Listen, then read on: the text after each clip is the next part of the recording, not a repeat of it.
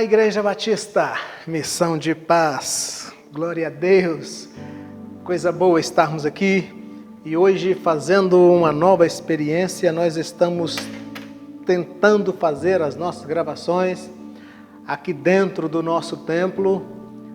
Estávamos fazendo no nosso gabinete, mas hoje, a título de experiência, para ver se o nosso som vai ficar bom, vai ficar legal, nós estamos fazendo aqui dentro do nosso templo.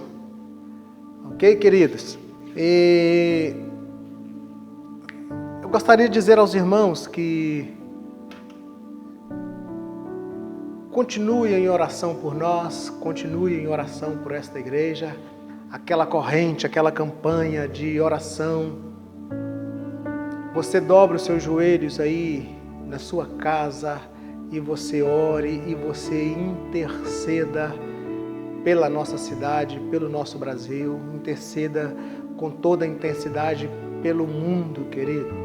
São tantas tragédias que têm nos assolados, agora tempestade de areia, nuvens de gafanhoto, pandemia, são tantos os motivos pelos quais precisamos orar. E destas pragas e deste tempo de crise, deste tempo de preocupação, de prisão,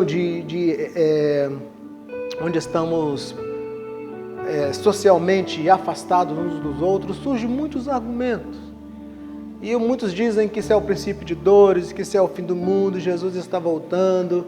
Quanto a Jesus está voltando, nós não temos dúvida que o tempo, a cada dia que vivemos aqui, é um dia a menos para a volta do nosso Senhor, e nós esperamos e nós ansiamos por isso. Mas neste tempo também é um tempo em que ouvimos muitas coisas, muitas delas desnecessárias, que não faz sentido. Então nós, como povo de Deus, precisamos estar centrados, firmes, com o pé na rocha que é Jesus Cristo, para não nos assustarmos e não termos medo, queridos.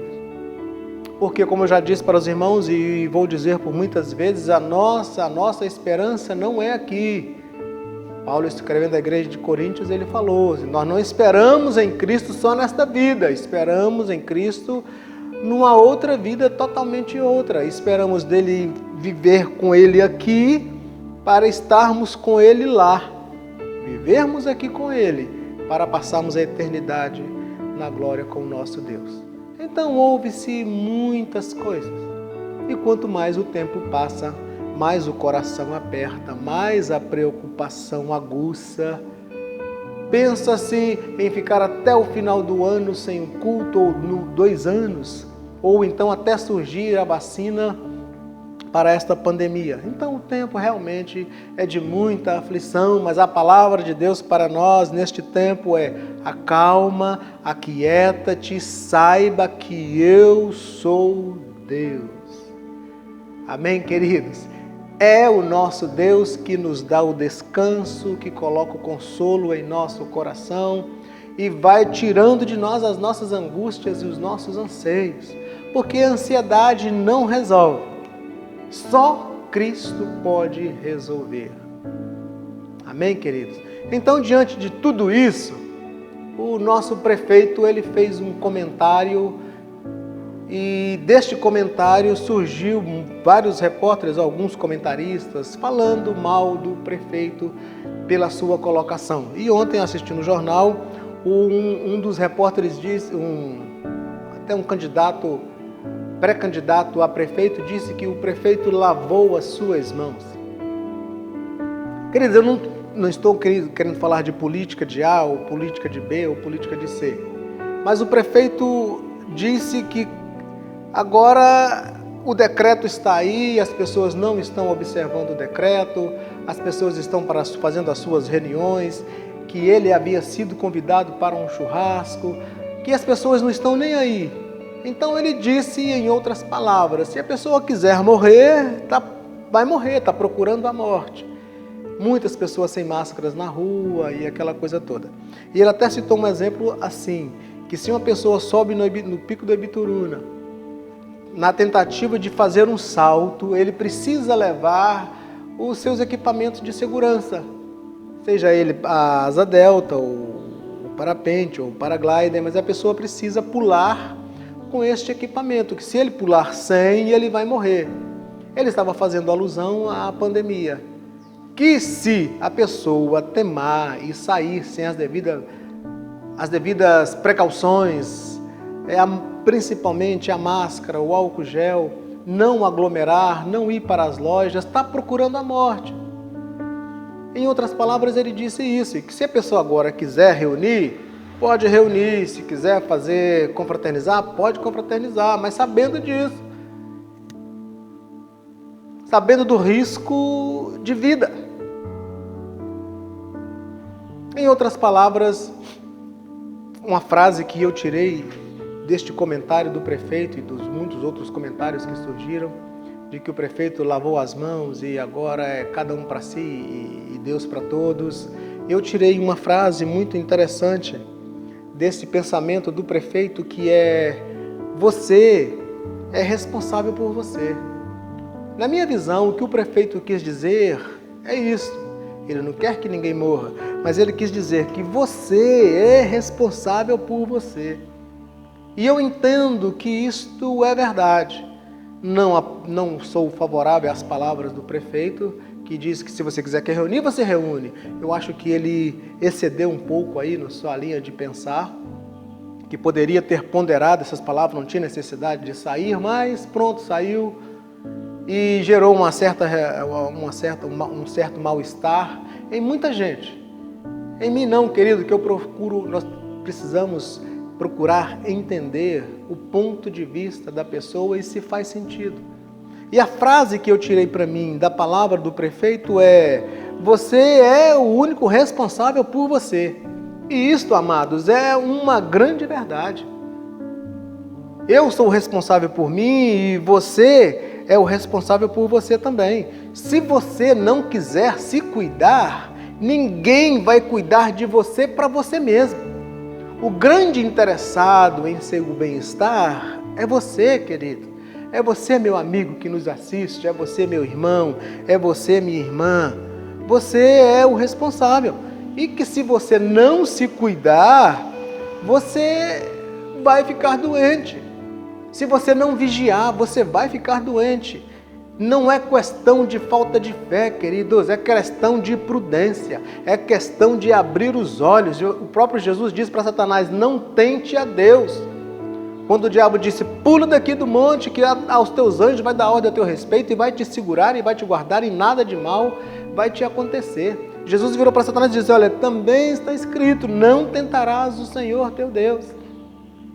Queridos, Cristo não precisava de anjo, Ele é acima dos anjos. Ele criou os anjos.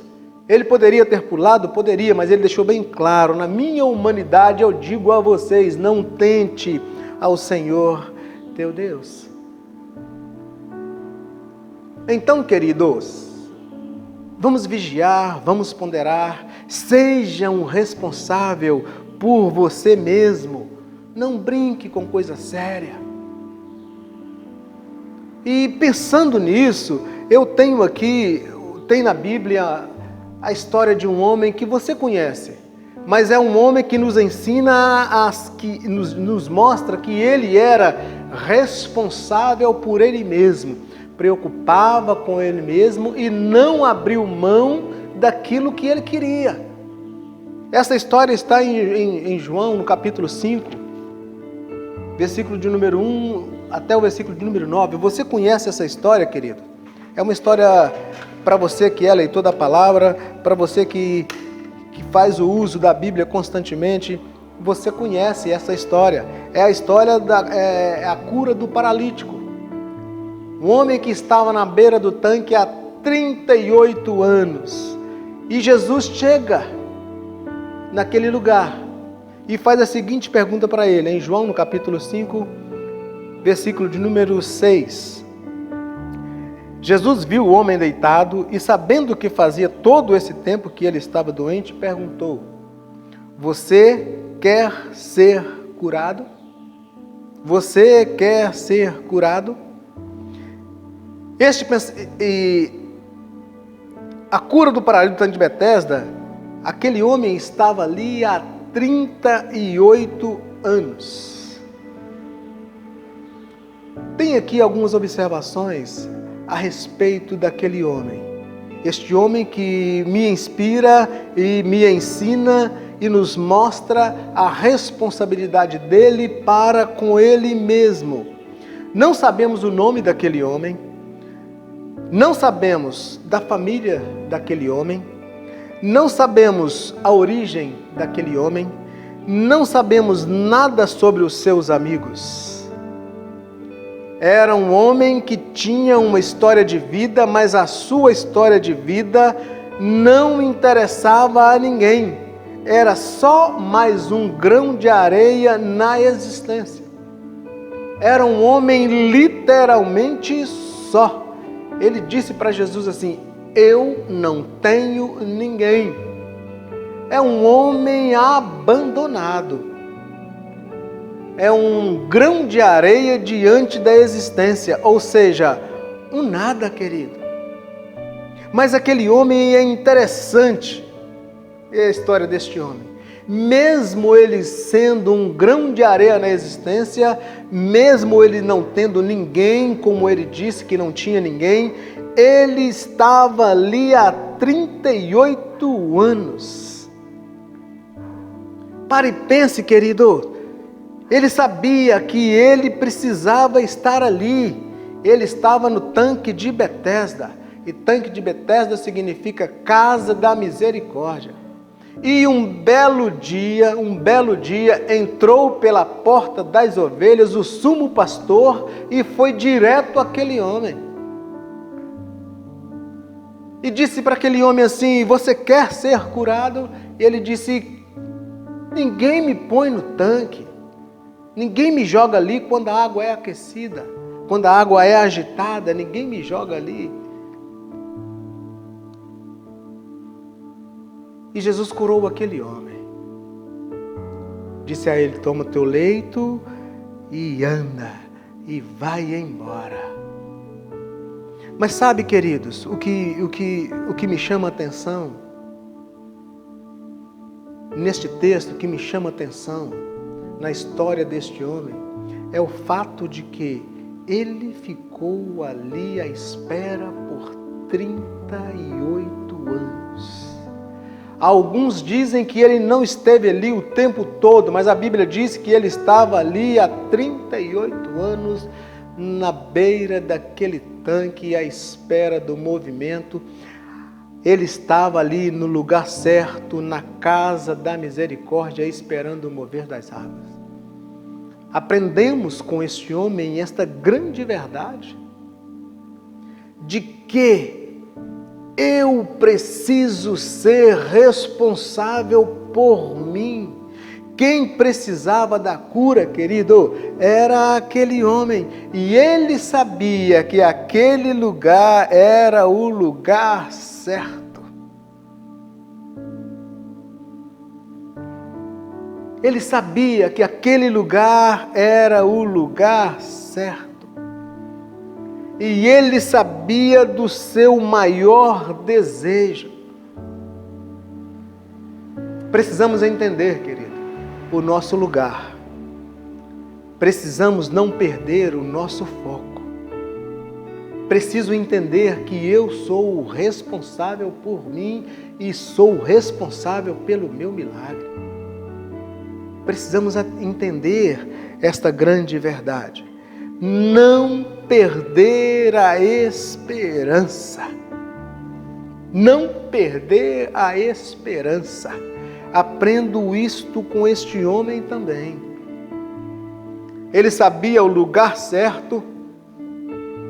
Ele sabia. Ele não abriu mão do seu sonho. E qual era o seu grande sonho? Andar. Qual era o seu grande sonho? Correr. Qual era o seu grande sonho? Pular. Qual era o seu grande sonho? Andar com as próprias pernas. Qual era o seu grande sonho? Ser livre. O grande sonho, o grande objetivo daquele homem era se ver livre. E para se ver livre, ele precisava locomover. Aí vem Jesus falando que se o Filho vos libertar, verdadeiramente sereis livres. Este, na verdade, é o teor deste Evangelho. Libertar o homem das suas prisões, sejam elas quais forem. É o objetivo de Jesus. Quando ele disse, eu vim para que tenham vida. E quando ele diz, se o Filho vos libertar, verdadeiramente sereis livres. Aquele homem agora tinha condições de se locomover, de andar, de ir e de vir. A cabeça daquele homem abriu para um novo mundo. O milagre das pernas em movimento é muito maior, tem um significado muito mais abrangente do que o simples fato de andar, querido. Porque aquele homem, além de não poder andar, ele estava atrofiado naquele lugar. Ele estava preso ali e só naquele lugar. Mas este homem é fantástico. Aquele lugar não era um lugar legal para se estar. Não era um lugar bom para se estar. Mas ele sabia que ali era o lugar certo para se estar, porque aquele lugar era chamado de Casa da Misericórdia. Ele sabia se alguma coisa ia acontecer na vida dele, era ali. Precisamos entender isso, querido, em relação a Deus, que nós somos responsáveis pela nossa vida, somos responsáveis pelo nosso milagre. Não abrir mão, não sair da presença do Senhor. Houve-se muitas coisas terríveis, mas precisamos estar firmados, enraizados na presença do Senhor, que é o Deus da misericórdia. Ele é a casa da misericórdia personificada em Jesus. Deus é. Ele é a nossa misericórdia, querido. Aquele homem estava na casa da misericórdia. Ele era responsável pela sua cura. Ele não abriu mão. Ele era responsável pela sua liberdade. Que o que Jesus quer fazer é muito mais do que nos fazer andar. Jesus estava ensinando ali, eu vou ensinar o sentido da vida. Há muita verdade aqui, amados. Porque tem muita gente com as duas pernas, com os dois braços, com o olfato perfeito, com os olhos bacana, com os pés, com as mãos. Tem pessoas lindas, fantásticas, maravilhosas e vivendo infeliz. Porque não são livres. E eu conheço gente, você também conhece gente. Vemos testemunho de gente que não tem os dois braços, que não tem as duas pernas e vivendo feliz. Tem gente que mora numa casinha de sapé. Tem gente que mora em barracão, que tem uma felicidade invejável. E tem gente que mora em mansões. E se atrofiando e se enveredando pelo caminho da droga, porque está preso. O significado deste milagre é muito maior do que o simples fato de fazer aquele homem andar. A nossa liberdade não está condicionada ao que nós temos. A nossa liberdade está condicionada àquilo que eu sei a respeito de Deus na minha vida. O tanto de Deus em mim, o tanto de Jesus em mim é que me ensina a respeito de quem eu sou e de como eu vivo.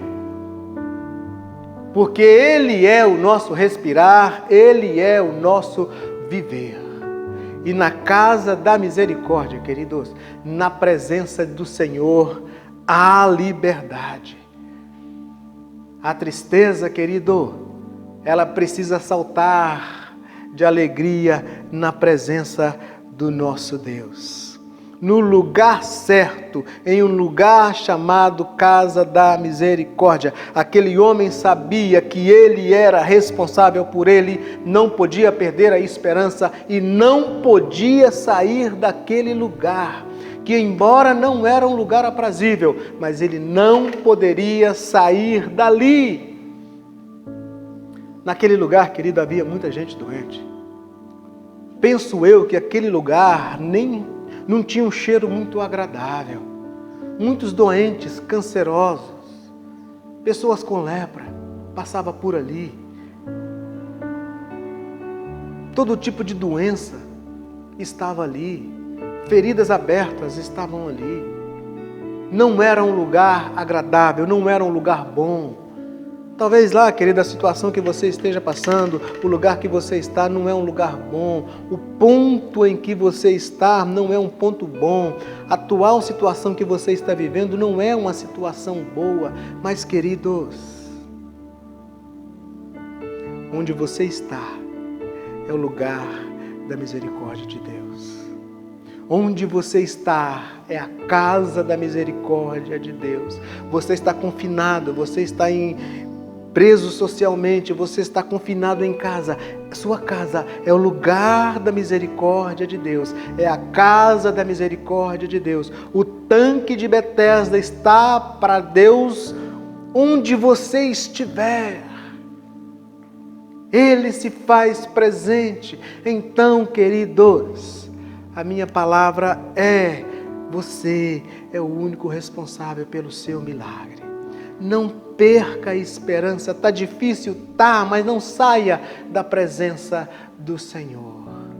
E se você não tem um compromisso com Ele ainda, se você não se envolveu com Jesus o suficiente, se você ainda não entende isso, abra, querido, o seu coração para que você possa ver de fato e sentir quem é este Jesus, que passou na vida daquele homem e trouxe vida para aquele homem, e aquele homem agora poderia andar com as suas próprias pernas. Aquele homem sabia que ele era responsável por ele. Se tem alguém, queridos, que pode lutar por você, é você. Você é o responsável por você. Você é o responsável pela sua vida.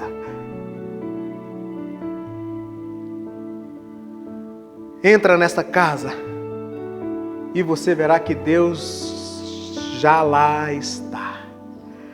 Esta casa hoje é exatamente onde você está.